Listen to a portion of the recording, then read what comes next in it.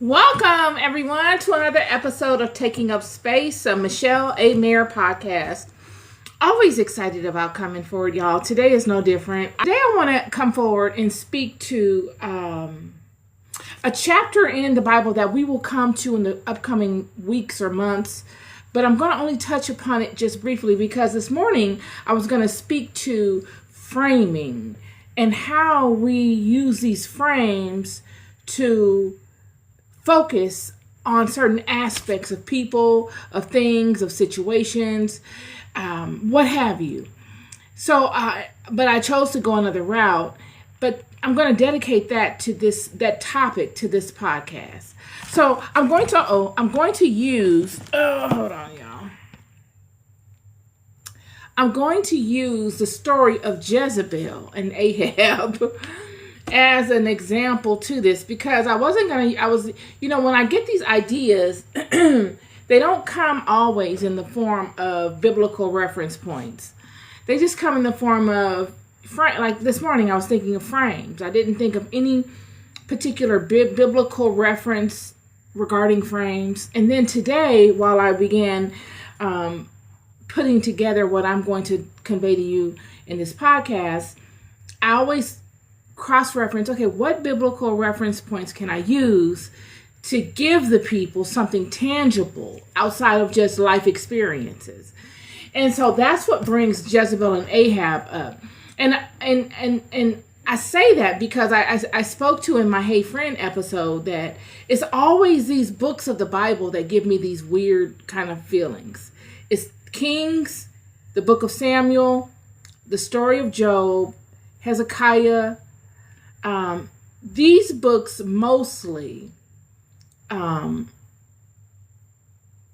make me feel as if I shouldn't speak to them.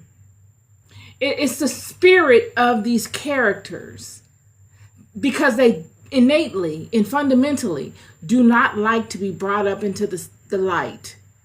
So whenever one ponders these spirits in their mind and they look to openly communicate their thoughts on these spirits, they're so powerful that by default, it does something to you. At least it does for me. I don't know about anybody else. It makes me feel like, okay, that's off limits. Don't bring that story up. That's the way I feel. And so I have to always check myself and say, okay, what is speaking to me? Is it the Spirit of God telling me that that's off limits? No, it's not. It's the spirit of these entities, these spirits that embody the character and that manifest themselves in people that don't want to be spoken to. So So today we're going to speak on this. So the name of this podcast episode is Who's Framing Who? That's the name of it. Who's framing who? What is a frame? That's the first thing we need to ask ourselves. I got some notes that I'm going to use to keep me on track. What is a frame? A frame is a border or enclosure used to display or support an image, a mirror, or an access point to another space. You got frames above doorways. They signify the entrance into a new space. They're like demarcation points that lets the person know, okay, you're leaving from this space into this new space. And so what you'll do is you'll create a frame around that enclosure, whatever it is, to act as a symbol, a statement, a border from one space to the next. A frame could come in the form of framing an image in a picture frame. A structure created to focus and create a border of attention on a particular portion of an image or the totality of an image. It's to emphasize something, to bring it forward. And to capture just that aspect of that thing, you would use a frame as the enclosure to do such. Most times, when we think of framing, we only see the framing from the perspective of the person that's premeditatively doing such things. We only see the framing from the perspective of the person initiating the act of framing an image, an idea, a person, whatever. We only see it from their perspective. We give the person that has taken the initiative to frame, to put the framework together, we only take their perspective into consideration. It's as if we give the person that's taken on the premeditative act in doing such things, we take on their perspective only. And even if the person that is being, or the image that is being conveyed in the frame has a storyline, it's contingent to what the person that's doing the framing decides that storyline is. It's as if the person that does the framing controls the narrative. Why is that? How does that happen? Is that the game? Is that how it is supposed to go? Or is that a portion of the game or portion of the act that has been predominant because the individual that's encased in the frame doesn't know its power, or it doesn't know how to reestablish itself and gain some form of leverage while resting within the framework of what someone else superimposed upon them? I'm here to tell you the image or the individual that has been enclosed in the framework has tremendous power as well. When we look at the story of Ahab and Jezebel, we don't need to get into the full story. We're gonna reach that eventually. But one aspect of the story is that Jezebel will show a trait that would be synonymous with her character. Many things she did was synonymous with her character. Many things she did showed a full body, a full perspective of who she was as a woman, as a spirit. But really, the act that she did against an innocent man named Naboth was a true testament to the lengths in which she would go and how her tentacles would reach far and wide into a system that she created to support both she and King Ahab in doing wickedness within the house of Israel. How they would use their seat of power as a way of corrupting the house from the inside out. King Ahab, we all know, wanted the Naboth's vineyard. He wanted a vineyard that another man had. Ahab offers Naboth money for the vineyard. He says, I'll give you whatever you want. Just let me have the vineyard. And Naboth said, I don't want your money. You can't have the vineyard. It's mine and it's my family vineyard. And it means more to me than money.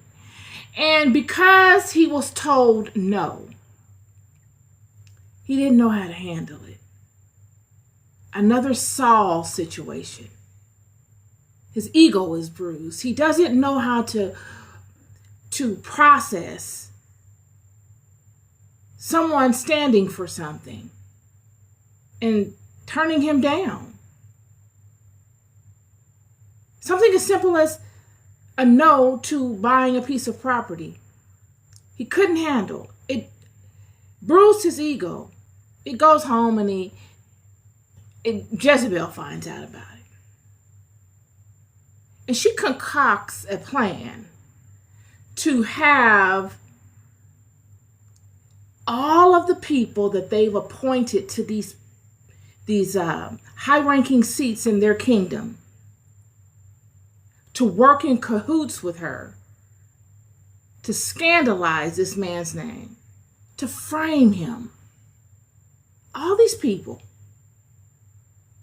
all because of one man and his insecurities, have now created a whole system of events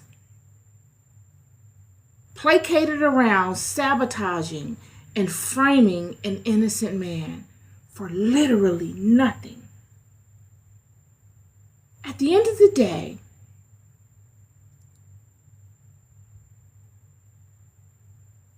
Naboth's crime was that he stood up for himself and told the king, no, you can't have it.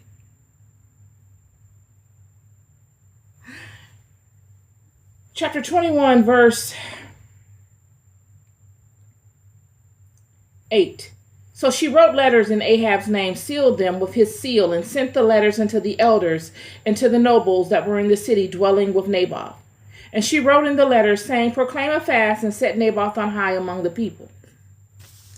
So she writes a letter telling all the elders, all the people in charge, all the people that they have put in position, the people that they can say, oh, we've shared our wealth. All the people that they feel that they can trust, that can run their play in whatever direction, they're sending letters to. So that when they get in situations like this and they need something done that's underhanded, they got a whole network of people that'll run it for them. That's what the Sauls and the Ahabs and the Jezebels do when they get in these seats of power. They proclaim, oh, look, we're giving people opportunities and we're doing this and we're doing that. But really what you're doing is you're creating a net, a web of influence that will support you in whatever wicked endeavor you decide to do. It's not for the good of the collective. It's not to bring people up through the ranks in a righteous way so that they can grow and be successful and their families can be successful. It's so that we can control the narrative in whatever way we need to during whatever situation that may arise.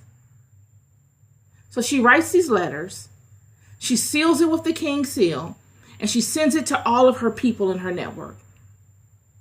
Ahab's network, which is her network. And she says, proclaim a fast. Let's make it seem like we're doing the right thing. Let's act like we're doing God's work, because that's what we're supposed to be doing. Remember, this is not a corporation here. I know it sounds like it. This sounds like some corporate drama, doesn't it? But this is God's kingdom. This is the priesthood. This is the house of Israel. This is not a corporation. It would turn into such, under their rule, but legitimately in its fundamental state, it was created as a spiritual house. This is a spiritual house that has been corrupted, pimped. She says, create a fast. Let's do what we're supposed to do. Let's make it seem like we're doing what we're supposed to do. Let's make it seem like this is a legitimate cause, even though it's completely corrupted. Lies upon lies upon lies. And then we're going to put Naboth on high. What does that mean? We're going to put him in a seat of judgment. We're going to judge him. They are going to take Naboth to court, to spiritual court. All based on a lie. And they're eager. She is initiating this. You would think that somebody else would find out about it and subpoena them. But because they think they have all the systems under control, she will initiate this. She wrote in letters saying, proclaim a fast and set Naboth on high among the people. and set two men, sons of Belial, sons of Shaitan. Look at this. This is the house of Israel. She's telling the elders and the nobles to put two sons of Belial, Satan, the open enemy of God, before him to bear witness against him, saying, "Thou did blaspheme God and the king," and then carry him out and stone him that he may die. Friend, I'm telling you, you let people have some power, they will get completely beside themselves. For Jezebel to have done this in such a way, her and Ahab had done this many times before. This could not have been the first time that these elders would do such. They knew what the game was. They knew why they were in their seats. They knew what they were required to do to keep those seats. And if they didn't do it, they would be replaced. They knew.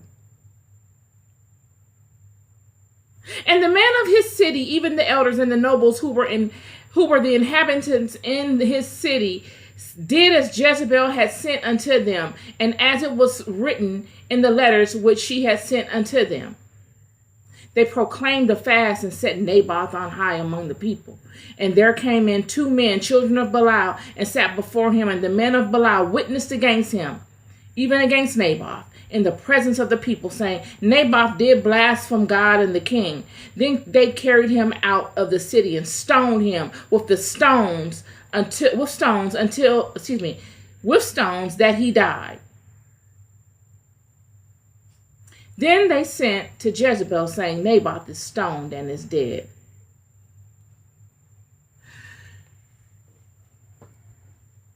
They framed Naboth. They framed Naboth with a perfect frame. There was not one hiccup in this sequence of events.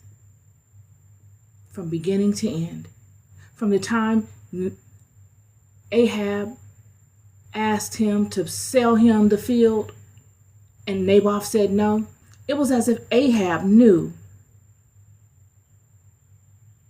to go home and act like a child, to tweak Jezebel's interest, and to tell her the problem.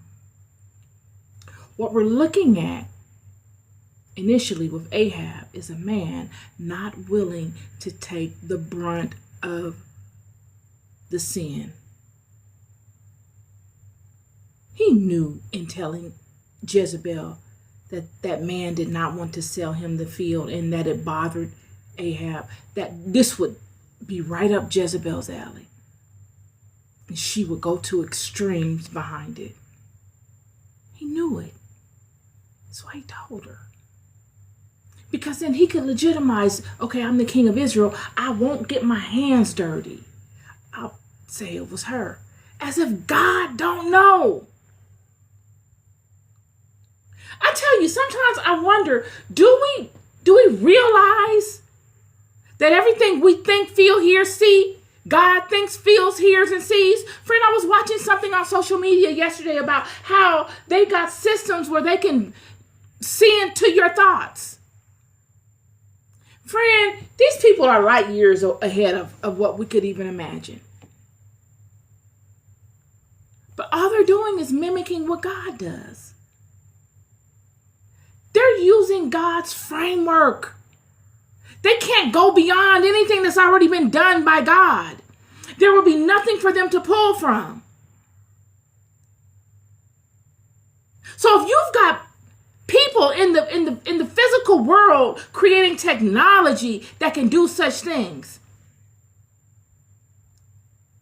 what more can God do? You don't think God knows everything you do when you do it? You don't think God knows all the variables that you'll pull from? Even though he's giving you freedom of choice, do you really have it? You've got freedom of choice based on a very tight pool of choices. And even that pool of choices that you are able to pull from is limited to your perspective. Do you even know you good enough to know where you are?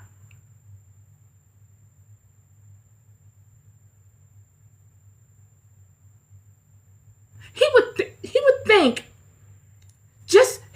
these things so he could make himself feel okay with doing it. A lot of the things that many people do, they do not to fool God. I guess it is to fool God, it is. But really, in their mind, the way that they rationalize it is that they're fooling themselves, y'all. You're tricking yourself into believing it's something else just to get through it. This would be Ahab and him telling Jezebel what the problem is. They framed the man. And they had, from the way it looks, framed many other people in such a way. Maybe not exactly the way that they did Naboth over the exact type of thing, but they used this extensive network of people to frame many other people. Because if not, why would they need it? And this would be the purpose. This would be the justification that God would need. This would be it. And God would send Elijah because Naboth and those people that they betrayed before were not working as a prophet of God. Not to say, that their lives did not matter. They did matter. They mattered so much that after the wickedness was done, God would send a prophet amongst them to their doorstep to call them on it. All because they spent an inordinate amount of time using all of God's blessings that God poured upon them to frame God's children. I bring these things up because I need you to understand the importance of framing. As I said, we give the person that creates the frame, that enacts the framework, all of the power. We only see the projection, the perspective, the storyline through the one that puts the image in the frame. And the one that puts the image in the frame can choose whatever portion of the image they want to frame. It doesn't have to be the truth. It could be one single aspect of the truth. And they'll frame that, leaving out vital aspects that support the truth and that lend a whole different idea to the situation. They'll leave all of that out and focus in on one single aspect or a partial piece of an aspect that leaves things open to question or to confusion or for debate. I'm here to tell you that all of us have within us the ability to be our own lawyer. Friend, when people of the world put you in a frame, it is your job to become your best lawyer. Friend, God is not going to come and be your lawyer. That is not the way that this system is set up. If you can't be your lawyer, God will send a prophet amongst you to be your lawyer. Because that's literally what a prophet is. He's a lawyer. What is a lawyer? They advise, represent clients in legal proceedings. They draft documents and negotiate. All the prophets of God were lawyers. They were lawyers for people, the children that didn't know how to do such, that haven't risen and ascended within themselves to be able to do so effectively. They may not know the law of God. They may not have studied their own ascension and understood the law of God through activity, which is the best way to know it. They may not have known, they may not know it. And because God loves you so much, and he'll never leave you alone and vulnerable to such cowards, he will send you a lawyer, a prophet, to represent you, to advise you on your rights, to advise you to the law, so that you no longer stand in the darkness of this law, that you become knowledgeable of it.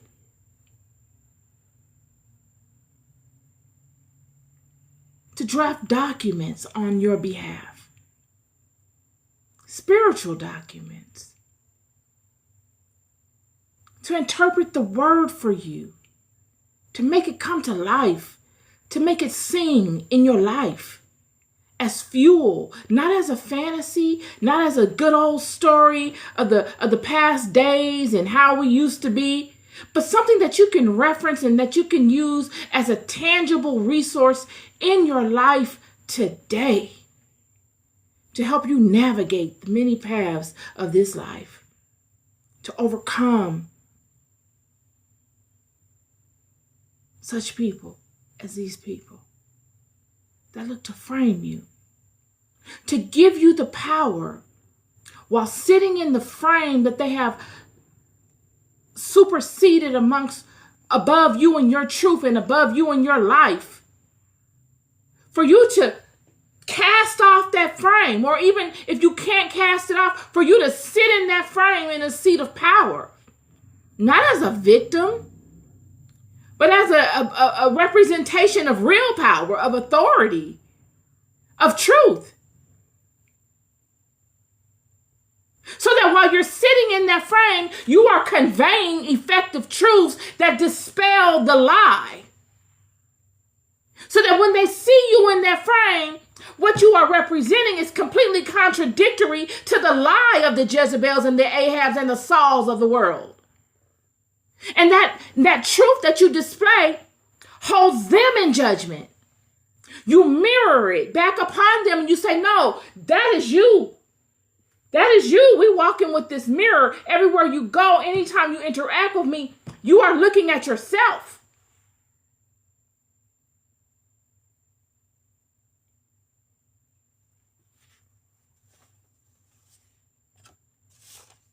The only way that you dispel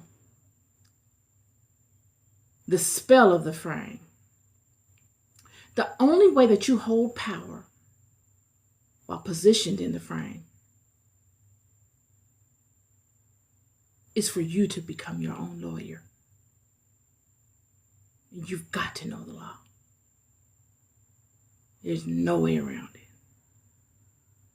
And you've got to know your story. And you've got to be able to sit in that frame and do what they expected you to do all along. Observe. All of these things are seasonal. There's a time and a place for them. After you've observed enough, God would observe Ahab and Jezebel in all of their undertakings. For them to create such a system of people, it took a lot of time. All of these people are comfortable in these seats. They're working this thing like clockwork. Remember, she took this to trial. That lets me know she knew she was going to win. How? She had done it before. She knew all the people. It worked every time before. Every time they framed somebody, people coming and going, a whole laundry list of precious souls. Good people. Young and old. Getting framed like their life doesn't matter for nothing. Meanwhile,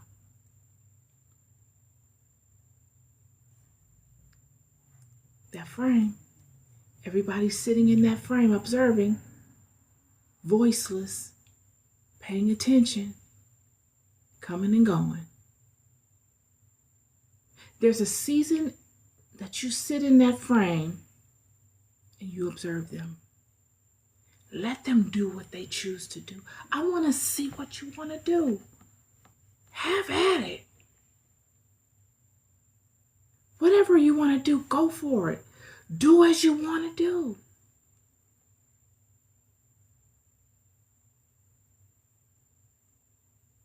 And then, after you've gathered enough knowledge of them, after you've seen enough of what they choose to do, you cross-reference what you know of the law to what you see them choosing to do. You cross-reference what they have spoken of you in lies, looking to frame you in that same old frame that they framed everybody else in.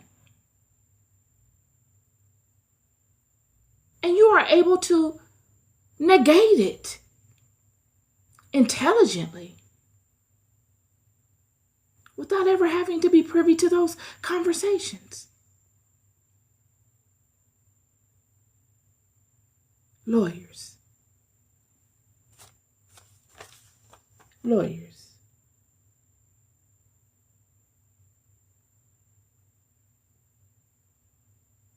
There must be a season in which you try to come out of that frame. You try to quit. You tried to say, okay, I don't want to be in this frame anymore. There must be a misunderstanding. I don't want to be in this frame. Can we just, I apologize to you if I did anything to you. Can I come up out of this frame? There must be a season that you have tried to exhaust all resources in rectifying whatever framework that has been superimposed upon you. There must be a season where you've tried to ignore the nuances and the negativity and the sabotage. There must be seasons in which you've tried to move on peacefully and carry on with your life and move beyond it. I'm here to tell you. And then there must be seasons where they've done enough to justify that they gave you no way of leaving it. All these things work to your benefit.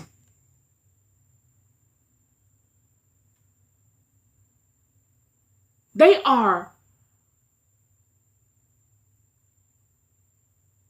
act as proof, supporting documentation.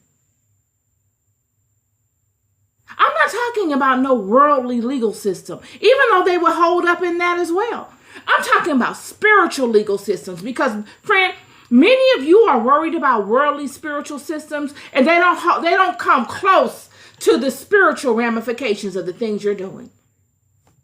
I don't want to be a fear monger, but I'm here to tell you that many of you are making terrible decisions for nothing. For nothing. All because you're afraid. It's as if the fear of retribution for small things that you've done in your life lead you further entangled into worse things.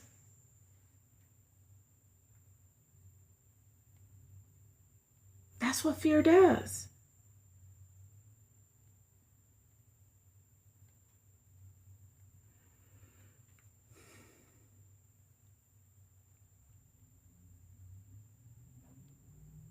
When they try to frame you in whatever picture,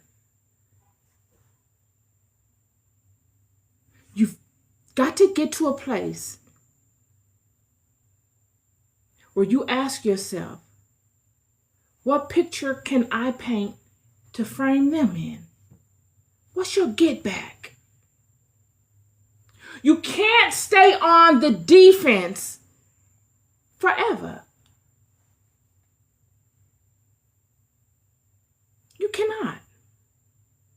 The enemy loves for you to stay on the defense, friend, especially when he's trying to frame you. Because if he can keep you on the defense and you are ignorant to your power, you will allow him to frame you and you won't say a word because of the strangeness. You don't understand what's going on. So you're just observing like, I don't know. What do I do? Who do I talk to? What do I say? You don't know. And silence is your enemy.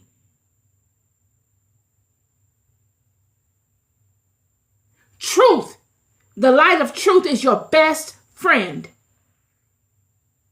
And they will try to shame you. They will try to fearmonger you. They will try to intimidate you into you staying there silent while they continuously hammer out the framework all around you.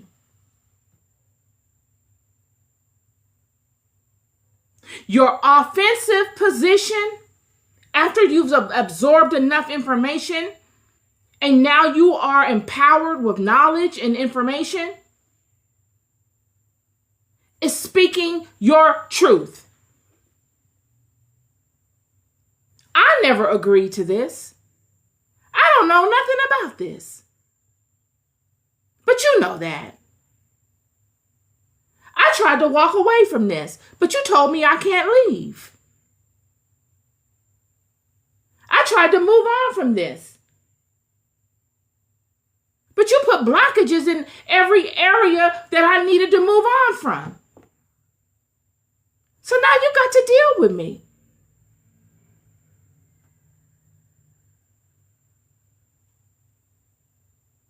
I know the law. I got a close relationship. I might not have friends in the legal system here on this planet, but I got friends in legal systems in the unseen, friend, that love me more than I could ever convey to you. I am the daughter of the Most High God. I told you that. Not as an ego trip, but as a truth. In the most humbling sense. The world is watching God move. And God will not lose. How can he? They know God will not lose. It's not about that.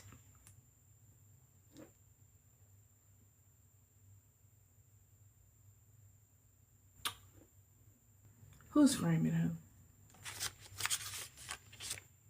You must become a spiritual lawyer. While you're sitting in your frame, whatever frame that is, all of us are sitting in a frame. Whether it's a distant friend's frame of what they remember of you, or a frame that your parents have of you, or a frame of that your siblings have you in, or all of us are sitting in a frame. Some loving, some not so loving. While you sit in your frame, it's your job to know. It's your job to be observant and to recognize the frames in which you sit in the lives of other people. And in that way, no one can cast a false projection upon you without you catching wind of it you can dispel the lie. And a lot of times you dispel the lie not by intention, but by not being afraid to let your light shine. Because that is what the enemy does when he puts you in a negative frame. He looks to box you in, not allow you to leave, make you feel intimidated so that you don't move beyond that space, that you stay right there where they have cast that frame upon you at. And they want you to stay replaying these same old loops that you've been over, that were never you anyway. They just captured a very low point and a particular time frame, and they want you to stay there.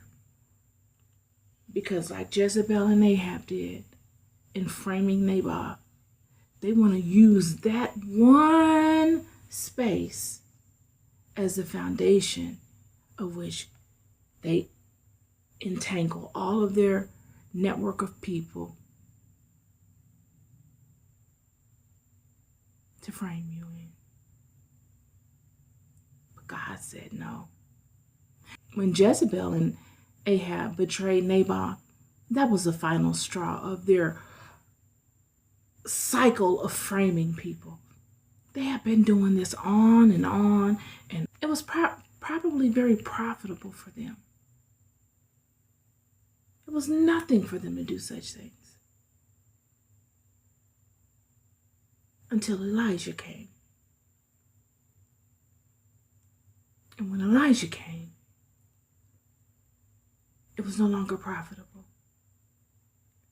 And even with Elijah coming, they thought that they could get beyond it. They could use the same old tricks, but they couldn't. We are all God's legal team. We are. That's our creation. Some have not risen to the height of becoming a full-fledged lawyer in God's kingdom yet. But your creation is that you were created to do so. You have everything in you that will facilitate such things. And it is the work of yourselves and the work of others like myself to assist you in growing in that aspect. There are many of you that I see on social media that help me grow as well. This is the way of God. There's nothing shameful to it. It's nothing shameful to say that I watch you and I see you on social media, or I read your book and it inspired my life. There's no shame in that. That's your creation. There's shame in you not being able to do that because you feel uneasy about it. You feel as if you're not worthy enough to do such. Or if you do such, it makes you feel as if you're not strong in yourself. That's showing that there's something, there's a discrepancy there, because that's not in your creation. We're all here to help one another. We're all here to pull one another up. That's the absolute truth. This is my word for you today. I come forward in love, always. You love more than you'll ever know. I'll never stop telling you. Be good to yourselves and be good to one another. Peace and love.